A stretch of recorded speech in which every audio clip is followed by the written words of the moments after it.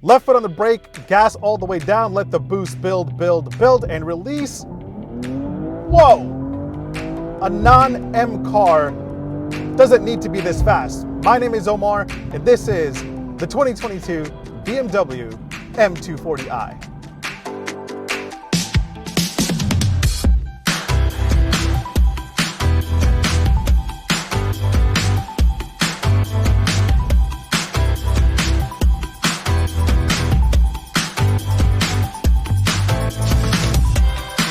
So let's get right to it. Power comes from a 3-liter 6-cylinder turbo engine pumping out 382 horsepower and 369 pound-feet of torque.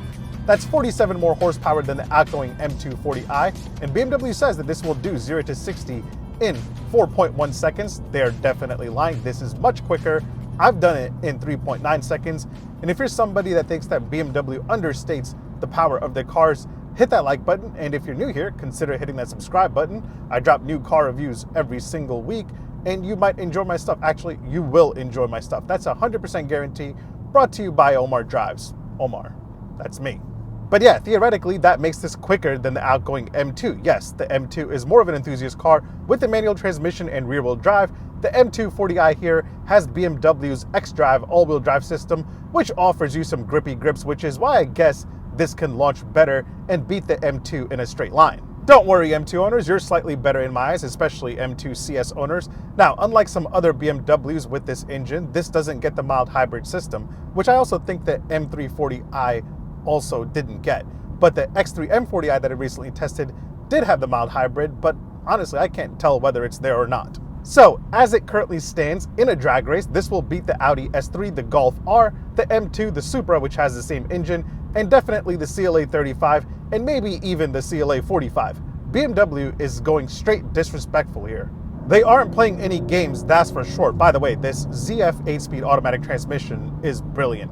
It shifts like a dual clutch transmission. The shifts are lightning quick. And it sounds pretty good on the inside, but how does it sound on the outside? Let's take a listen.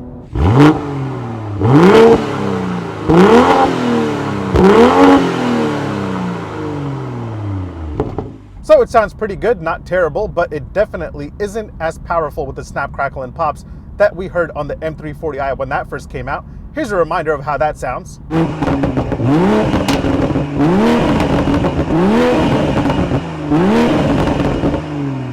Now, interestingly enough, while real M cars are getting rev limiters right from the factory, the M40i's have not. The M240i sounds great when you're sitting inside it, but oddly enough, I feel like the X3 M40i that I recently tested sounded a little bit better. Now, this is slightly heavier than the outgoing M240i, but you don't really notice the extra weight. This is still pretty nimble and pretty well balanced. You should have no problems taking sharp turns or sliding around. It's not M2 crazy, but it still grips. So yeah, it's not an M car, but it will definitely beat a lot of the competition just like an M car does. And it has M side view mirrors, which even the outgoing M2 didn't even have. And it's got some unique aspects to it too. Now, if you've been watching my channel for a while, you know that I've reviewed many BMWs and I've covered all the cool and interesting new features that they have in those videos. But let's do a quick rapid fire session covering some specifically in the M240i. Let's do it. This color here is called Thunder Night Metallic, and honestly, it looks really nice in real life. This and Brooklyn Gray Metallic are the two new colors for 2022. And guess what? The grille is normal. No oversized kidneys over here, just regular sized kidneys, thank God. It may not be a real M car, but it does get M-style side view mirrors.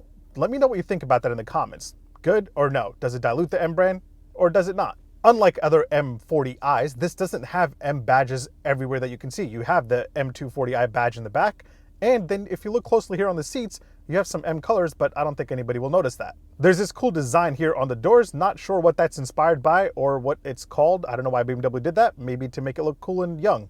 Also, check out this cool pattern for the ambient lighting on the doors. It lights up at nighttime and you can change the colors. You can also get the M colors right here as an option for $200. Now, quickly for the BMW tech basics, you have iDrive 7, which is one of the best systems out there in my opinion. You have Apple CarPlay and you have Android Auto. You also have a digital gauge cluster display like almost every other BMW now. You've got an M lap timer so you can time yourself on the track. A drive recorder so you can see who hit you and how. It'll make it easier for you to go through the car wash with a specific car wash view. All right, let's get into the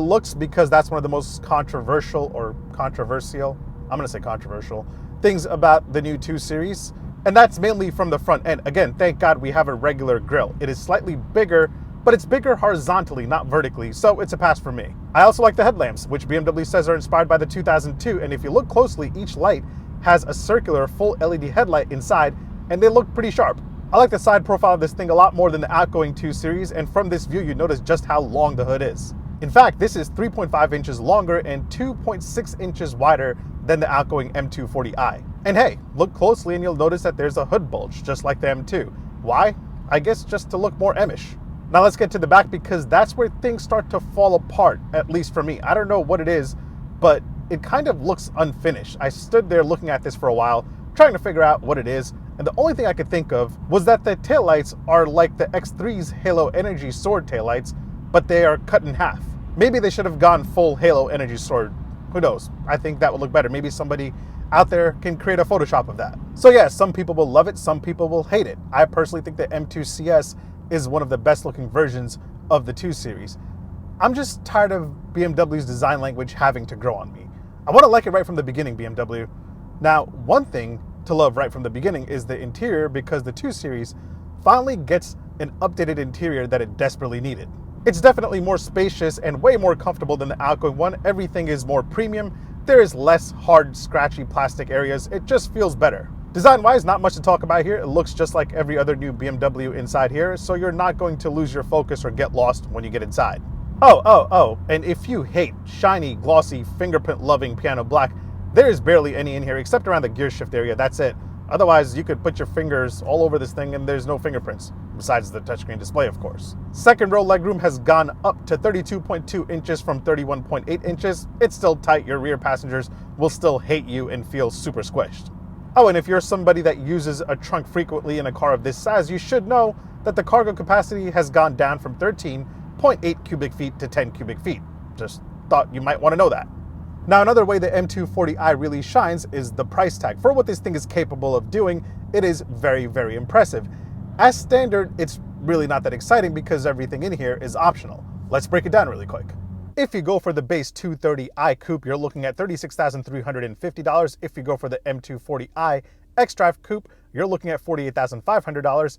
As tested here, I'm right under $60,000. So interestingly enough, that makes it a little cheaper than the Toyota Supra, which shares the same engine, and the Supra also has the old, outdated BMW tech. But yeah, you don't get much as standard with the 230i or even the M240i, even though this is the top of the trim level for now. So if I were to buy a 2 Series, the first thing I would add on right away is the premium package for $2,750, and that will upgrade a lot of it right away. With the addition of the premium package, you get a 10.25-inch touchscreen center display that houses the iDrive 7 system with navigation.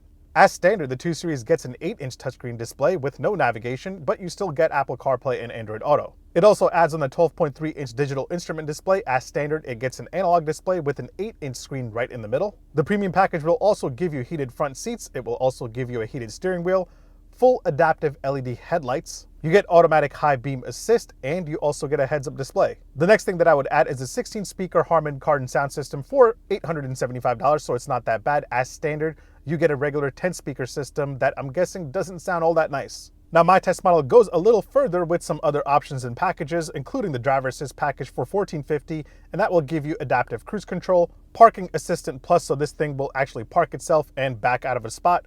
It gives you the drive recorder as well, and the 3D surround view camera where you can go in and circle around your car digitally in case you get bored while you're waiting somewhere. That's the only time that I've ever used it. On the inside, my test model pays an extra $150 for this cool aluminum tetragon trim, and an extra $1,450 for these black leather seats with some nice blue stitching. And last but not least, it has the cooling and high performance tire package for $2,400, and that adds on these 19-inch wheels and some M technology to help increase cooling to the brakes and the drivetrain. It is so cold and windy. Now, before I give you my final thoughts on the BMW M240i, let me point out a few random things that I'll have to show all of you. You have 4 cup holders, 2 in the front for the front passengers, and then you have 2 in the back for the rear passengers if you ever want to put anybody back there. Door open and close sound from the outside and from the inside. Solid. Here are what the keys look like to the new 2022 BMW M240i. You've got the M colors on the side here. Everybody talks about how all this M badging and M coloring is diluting the brand, but hey, if I'm paying $60,000 for a BMW sports car, I want my M colors. Charging game wise, your wireless charger is right there, and you have a USB-A port right there. You also have a USB-C port in the center armrest in the front. My people who are lucky enough to sit in the second row get 2 USB-C ports, so that's pretty good. It is now time for an indicator and horn sound test here with the 2022 BMW M240i indicator first. Same old BMW indicator. Now for the horn sound. Love that. Love that a small car has a horn with so much authority. Good job, BMW.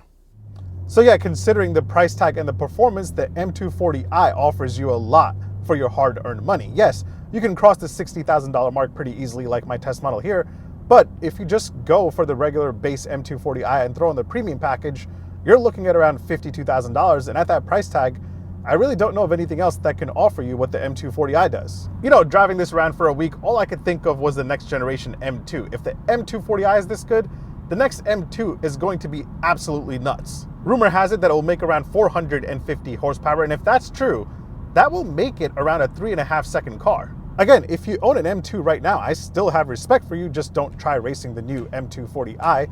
Also, you can pick up a used M2 for around the same price as a new M240i if that's something that you want to consider. Either way, thanks for watching. Make sure you hit like, make sure you hit subscribe, make sure you follow me on Instagram and on TikTok. My handle is @OmarDrives. I'll catch you guys on the next one. Take care. Peace. Personally, I would go for a brand new M240i over a used M2 because I'm a loser that likes all the new fancy stuff and gadgets. All this new interior is much nicer than the interior on the outgoing M2.